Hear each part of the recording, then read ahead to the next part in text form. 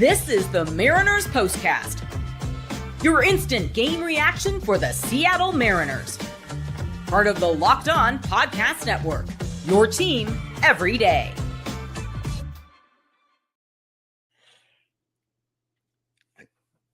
I really don't know if I'm going to be able to do this. I truly don't know. Like, how in the heck do people do this? Teams that are constantly in the playoffs, how do you do this? How? How do you do this? Because I don't know how you do this. Just a real quick comment here. As a Tigers fan, congrats on a playoff win. If we don't advance, I'm rooting for the Mariners. I'll be rooting for the Tigers if the Mariners don't advance. So, oh my goodness. Mariners win 3-2, and they have evened the American League Division Series at a game apiece. My name is Chris Crawford. Anders Hurst will be joining us shortly. Normally, he's hosting this shindig. He's at the game. He'll be here in about 5 to 10 minutes. There's so much to talk about. Luis Castillo start, the bullpen usage, the mostly good bullpen, the lack of offense outside of 3 players again. Wow.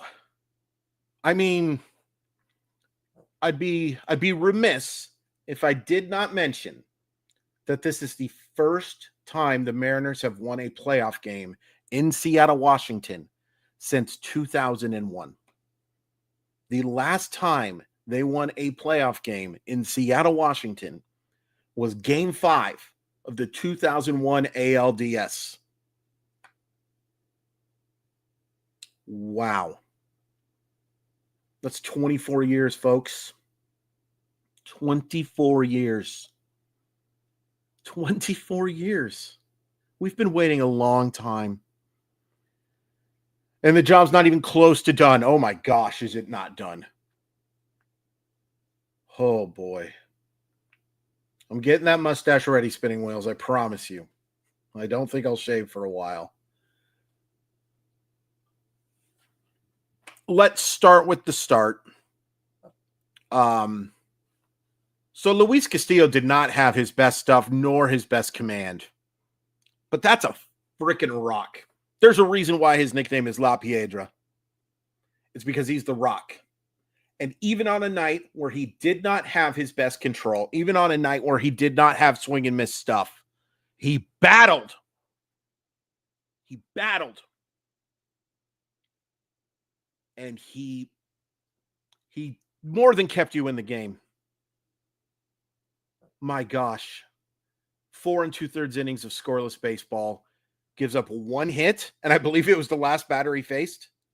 1 hit. Yeah, he does walk 4.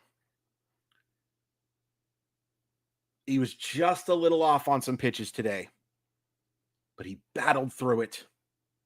He battled through it, and he held this team scoreless for 4 2/3 innings. Is it the 27 Yankee lineup? No. But are there some really good players? Obviously. Obviously.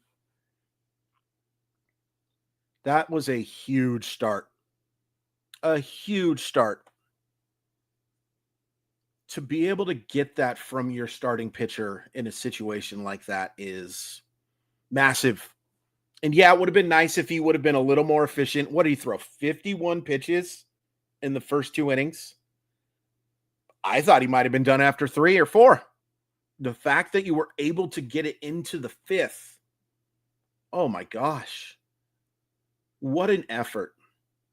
What an absolute battle. I've talked about this a lot. A lot of times when people say battle, what they really mean is they mean that he wasn't good and just happened to get some results. Not battled. He battled. He kept you in it. So you get 4 2/3 innings shutout baseball. He gives up the hit. My one issue with the hit too is, and this is a long way ago and we have a lot of stuff. Why? So the hit comes because of a hit and run. Why are you not just giving up the steal there? That's a routine ground ball. It's a routine ground ball, and you get out of it.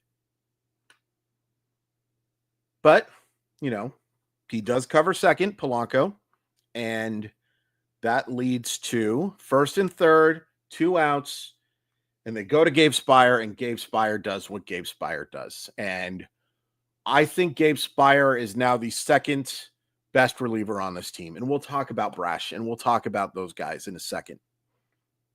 The job Brash did tonight, holy crap. Holy crap. And, I was thinking about this the other day. Boy, did they miss that version of Matt Brash last year. Boy, oh boy, did they ever. They got it now. And he was so good against lefties and righties tonight. Gets you into that 7th inning. And the best part is you got a day off tomorrow. Gabe Spire is going to have to be used in every game this series. Gabe Spire has to be used in every single game this series. For those of you who are just joining us, once again, welcome to the Locked On Sports postcast for the Seattle Mariners. My name is Chris Crawford. We will be joined by Anders Hurst in probably about 10 minutes or so, give or take. Bizzardo. Great job. And, Anders and I talked about this. For those who don't know, I think I just said it, but I'll say it again because I'm just shaking. We were concerned about how Bizzardo looked at the end of the year. It wasn't great. It wasn't great. He gave up runs in like 3 of the last 4 appearances, something like that. And he hadn't looked great after being used right after throwing 2 innings. But Bizzardo looked phenomenal these last 2 games. Phenomenal. We'll talk more about Matt Brash and stuff when Anders gets in here, but Will says, insert, it's been 85 years, man. That's very funny. Oh, man. But we can talk about Mooney now. I didn't want to do this, but I'm going to do it anyway. There was a guy who was coming in here who clearly had... There's my buddy, Anders. I'm talking about a fun story right now, Anders. What's the fun story? Do you remember the guy who was coming in here who was saying stuff about Andres Munoz not having the... yeah, I do. The closing closing mentality, and you want to just close Matt Brash instead? Yeah. And look, this is not a hate on Matt Brash situation right now. No. He should have been out of the inning. But Andres Munoz gets it. Andres Munoz is more than capable of getting the job done, and he was phenomenal tonight. Anders Hurst, give us your quick thoughts on the biggest win for the Seattle Mariners in almost a quarter century. Well, I legally am not allowed to join right after the game, but it probably was a good thing because I was pretty emotional. Oh, I was too, buddy. Yeah. In person. So I am so happy to be able to experience this. I'm happy to just give my raw reaction after. I totally agree. One of the biggest Mariner wins I've seen in my lifetime. Julio Rodriguez is carrying this offense in the playoffs. He drove in both runs yesterday, and I forgot to mention in yesterday's game how unfortunate it was that we wasted a could-have-been legendary performance from him yesterday with his home run and then his clutch go-ahead single and the inning, I want to say. But you can hear the background stuff, I'm sure. We're here. We here, as they say. But he more than backed it up again tonight with just, and anyone who was ever questioning if this guy was a clutch or not, there's no question. I get it. It's only their first win in the postseason. Sure. And there's still a lot more to do, and these guys know that. But the fact that you were able to do that, and Jorge Polanco as well, great to see. Oh my gosh! Tear the cover off the baseball. He's the reason why you're in this game this late in the game. He's the only one who's doing anything off the scoop. So many good parts to today. Dan Wilson learned his lesson, like literally learned his lesson. Right. The same exact situation. Luis Castillo gives up his first hit of the game. Up comes Kerry Carpenter in the same inning as yesterday that George Kirby was in. Dan Wilson's like, yeah, no, I'm not doing that again. I'm going straight to Gabe Spire, getting out of this, and it's exactly what happened. And honestly, good on him. We could spend this as a bashing segment thinking about yesterday again, but he learned from his mistake, and he made the right decision today. And I think you could question the Matt Brash in the 8th, but honestly, I don't think it's as egregious as a lot of people think. No. We could talk about the different options there, but overall, just a great win. And these guys are back in it. I would have taken 1-1. If you were to offer me 1-1 before the series started, I would have taken that, especially knowing who you're facing today. 100%. And here's my my one negative Nelly. It should be 2-0. It should be 2-0. It really should be. And that's frustrating because you are just in complete control. But you know what? A lot of times, Anders, I kind of fight back on the momentum push because I do believe momentum is your next day starter. Well, guess what? Here's why it matters. Next day starter and the day after is not Tarik Skubal. And that matters a hell of a lot. Yes. A hell of a lot. Now, look, they couldn't get the job done against Troy Melton. So it's not just as simple as that, right? It's not just as sugar-coated as that can be. But it sure is nice. It sure is nice. And gosh, this is big. There's so much to talk about. We're going to take a quick commercial break because we want to go over all of the good stuff. Thank you guys so much for tuning in to the Locked On Mariners postcast after a Seattle Mariner playoff victory.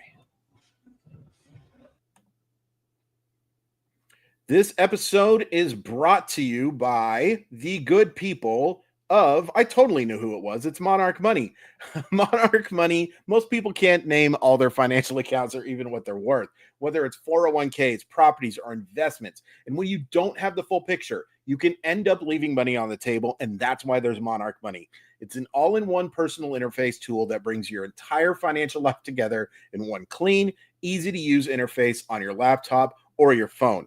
Monarch is built for people with busy lives. If you've put off organizing your finances, Monarch is for you. Monarch does that heavy lifting for you. You can link all your accounts in minutes, see clear data visuals, get smart categorization of your spending, and finally feel in control of your money without ever touching a spreadsheet.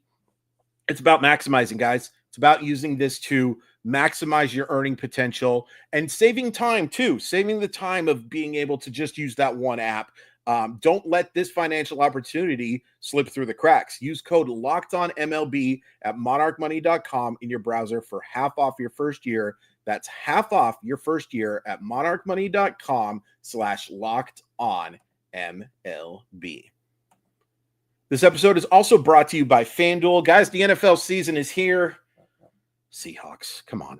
And FanDuel has an offer you don't want to miss. Right now, new customers can bet just $5 and get $300 in bonus bets if you win. That's right. Pick a bet, put down $5, and if it hits, you'll unlock $300 in bonus bets to use across the app.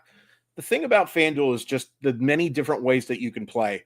If you were betting on the Mariner game, you could do the live line. If you knew that Julio Rodriguez was going to come up clutch, I kind of thought he was. I didn't know it, but hey, it's nice to put a little financial stake into it. Make sure you do it responsibly. But when you do it with FanDuel, there's so many different ways you can make the game so much better. So what are you waiting for? Visit FanDuel.com to download the FanDuel app today and get started.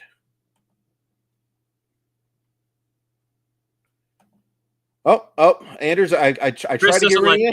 It's all right. I just don't like not being in control. No, it's welcome back to the Mariners postcast. Chris Crawford joined by my good buddy Anderson Hurst.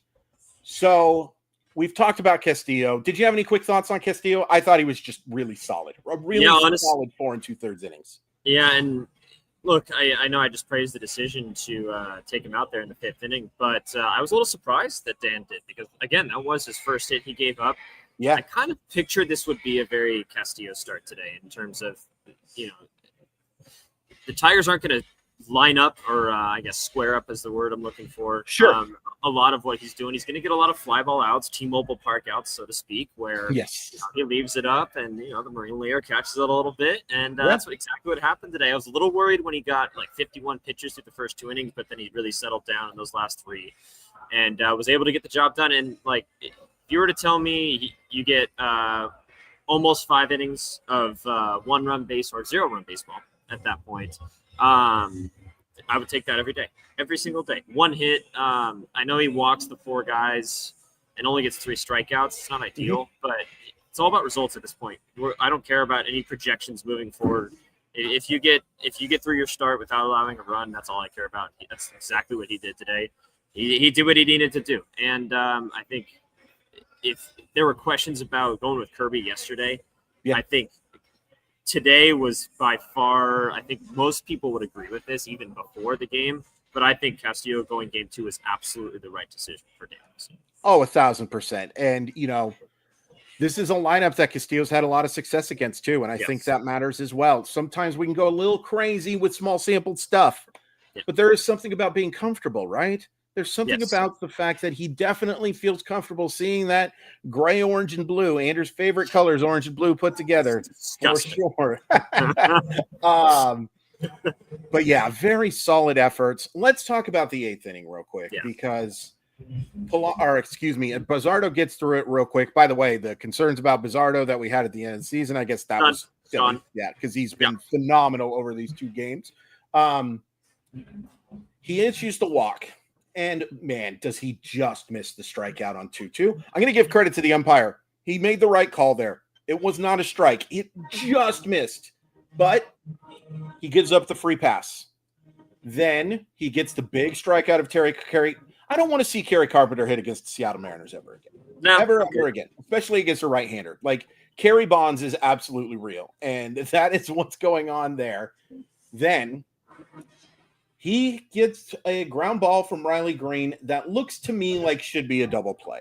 And Josh Naylor just flubs it. And I'm not excusing the pitch after. I'm not excusing that it's a 2-run thing. This probably should be a double play. And I'm worried about Josh Naylor. I'm worried about the health stuff. And I'm worried about the mental stuff too. For those who don't know, Josh Naylor's got a kid coming very soon. Very, very soon. And I'm not blaming him. I want to make that abundantly clear for putting that as the focus. That should be his focus. But I've seen some lack of focus, Anders, and that concerns me because he's such an important player for them. I don't want to go too crazy about criticizing the guy either, but that's a massive mistake in that situation. Massive. Yeah. At worst, that's a 1-run single. And Brash's swing and miss stuff shows up for the rest of that outing. So, yeah. Am I crazy for being concerned here?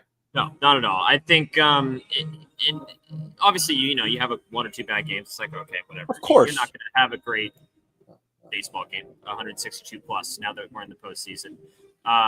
But you do think about that. And I've been seeing that in his at-bats lately, too. It's not just the defensive side. He's been just, I don't know, as locked in as we've noticed Josh Naylor being in the last months of the season, it's just a tick off. And it's not something where he's just completely out of it and he's completely zoned out or anything. But like when you notice that someone is that like dialed in for the entire time, like you can realize when it's not fully up to that moment. But the bigger part of that inning is, I believe it was Matt Brash at that point, right? At the top of the 8th, correct? Yes. It's the leadoff walk to Gleyber Torres. Yeah. Like, you cannot walk the hit. And we know what Kerry Carpenter's done, both against right-handed pitching and against the Mariners and in this series. You just can't let Gleyber Torres walk like that. It's the free passes that really bother me, and that's what really concerns me about Matt Brash moving forward.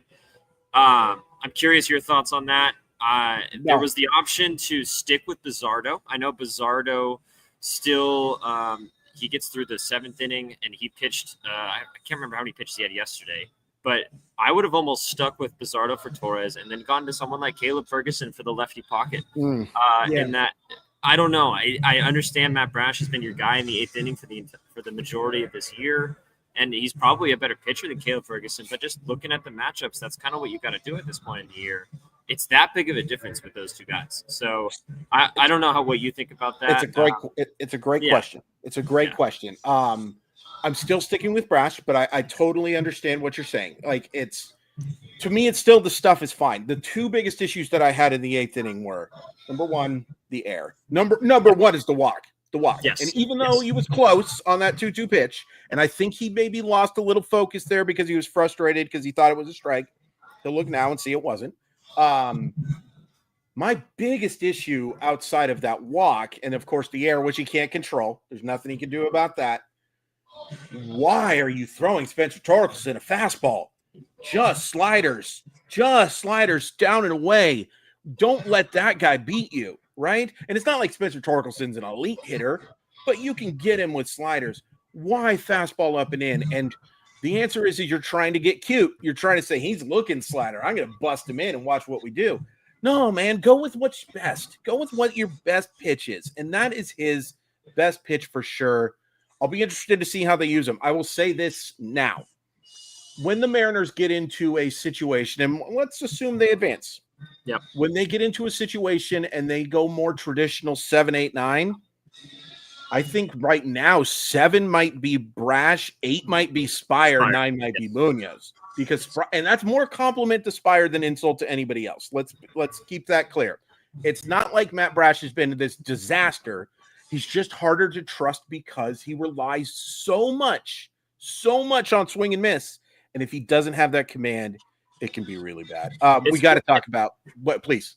Yeah, just really quick on the whole bullpen situation. It's worth pointing out that I actually looked at Matt Brash's splits thinking that he was better, like almost like way better against right-handed batters. He's actually better against lefties. And it's weird because, so maybe that was part of the thinking with him in that part of the lineup. Mm-hmm. So I like I said at the top, I don't necessarily hate it. I don't think it was an awful decision. It's not as egregious as I think yesterday's was. No.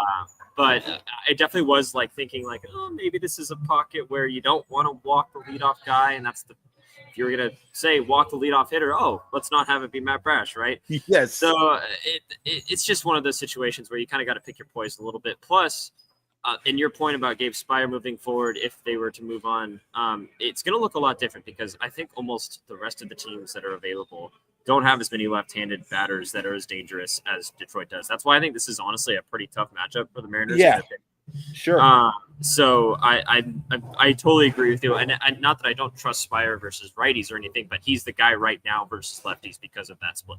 No question about it. And it's the tier level, right? It's just the fact that Carpenter and Green is so much clearly their best hitters that you have to have those lefties for those pockets. And how much worse they are versus lefties, right? No question about it. Yeah, they are true platoon bats at this stage of their career. I think Riley Green might be fine at some point.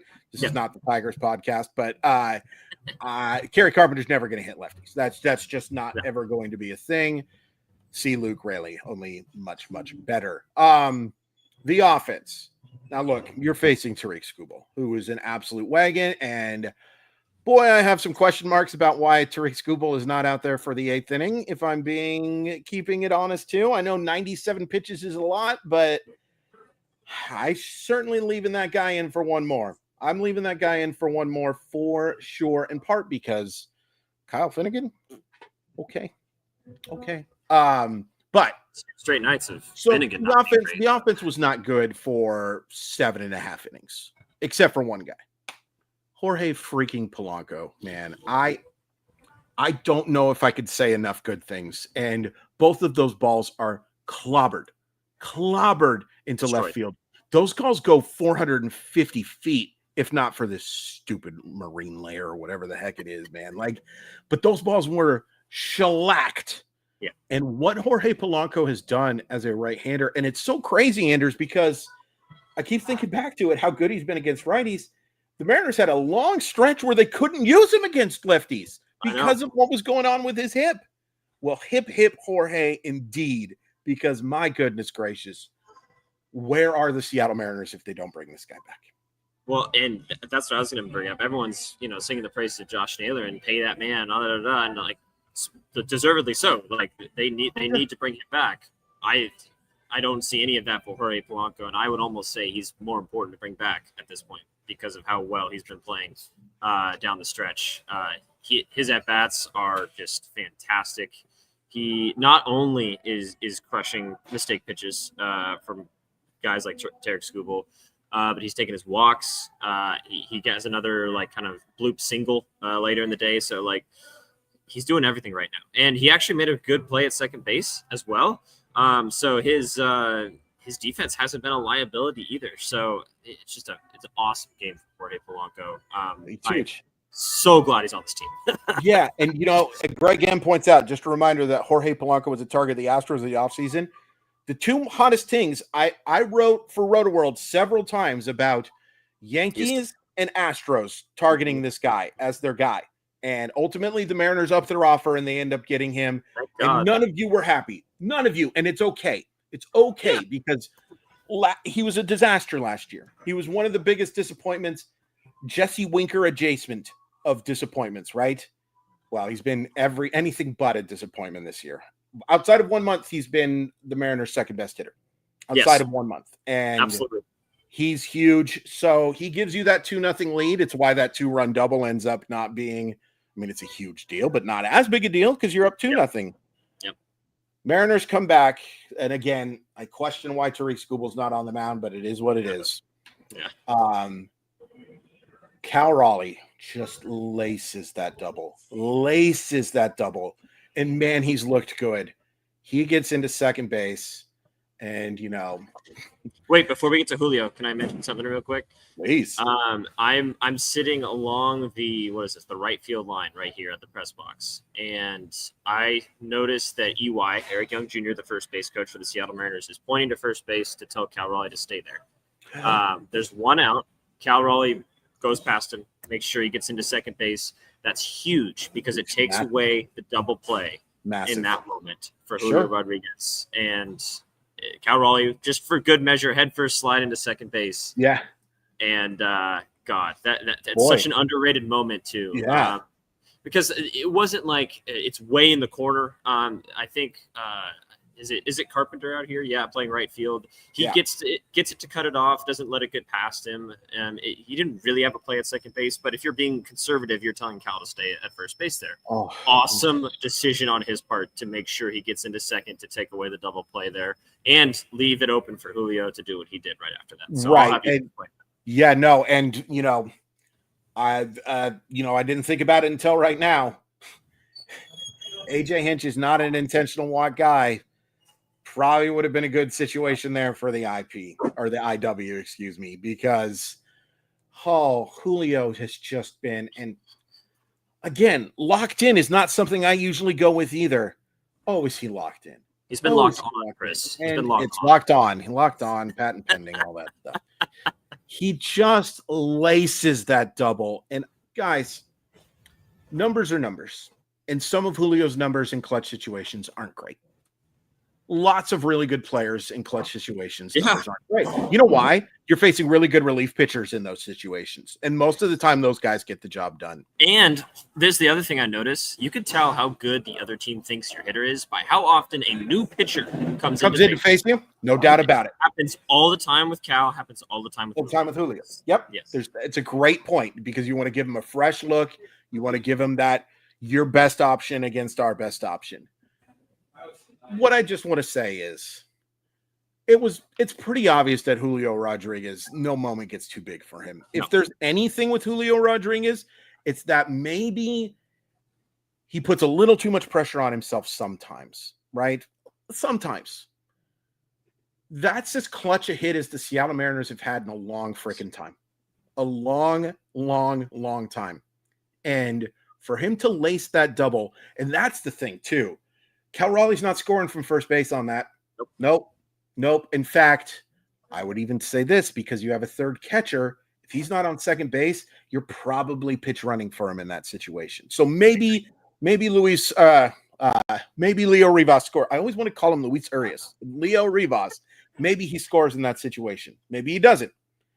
But the Mariners do jack crap after that hit. So thank God Cal is on second base. Thank God for that hustle. Because that's what superstars do. Joey DeLuca What's going on, buddy? I've known Joey DeLuca since I was like 7 years old. Hey, how's it going, bud? Thanks for coming in. Sorry, some names just distract you. And Joey DeLuca, good old Italian buddy. That's what superstars do. Yeah, that's what superstars do. It's worth pointing out that yesterday too, like again, we would have been saying the same thing if yesterday had gone better because of how well he played. And it's not the home run yesterday that really gets me. It's his approach in these big moments. He's not trying to swing out of his shoes, which we're seeing from Eugenio Suarez right now as well. Right. Josh Naylor, you could say that about. You saw from Dom Canzone yesterday.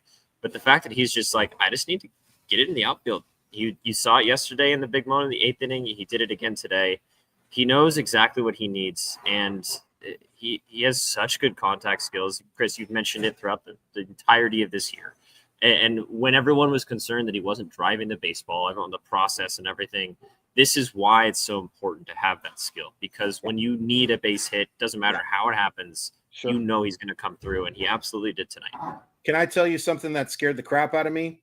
What was? Because he clobbered it. He hit it super hard. I thought he might have hit it a little too low, and I was so scared the third baseman was going to leave him to that play. And you had a much better angle than I did, but I was like, oh my gosh, if he makes this leaping play, I'm not going live. I'm not going live. It would have been me solo. Anders can do it solo in a little bit, dude. That's just that is, and trying to say things that I hope a lot of you are realizing how good this guy is and how special this guy is as not just a player, as a person. Because did you see his reaction at second base, Anders, after that hit? Oh yes. We all of us in the top row here at the press box were having this similar reaction. He wasn't celebrating because he did something. He's celebrating because he did something special for his team. For the team. You can tell.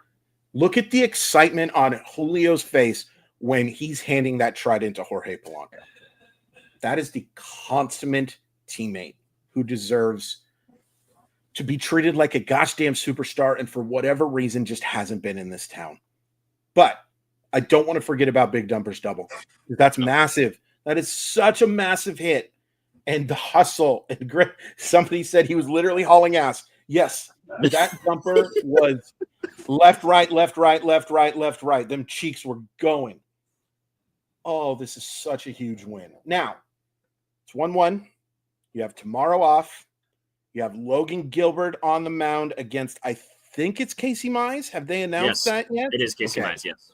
So the Tigers had zero trust in Casey Mize in game 2 of the wild card round. I'll be really curious to see what sort of leash you have. With Logan Gilbert, he's got to have a long leash.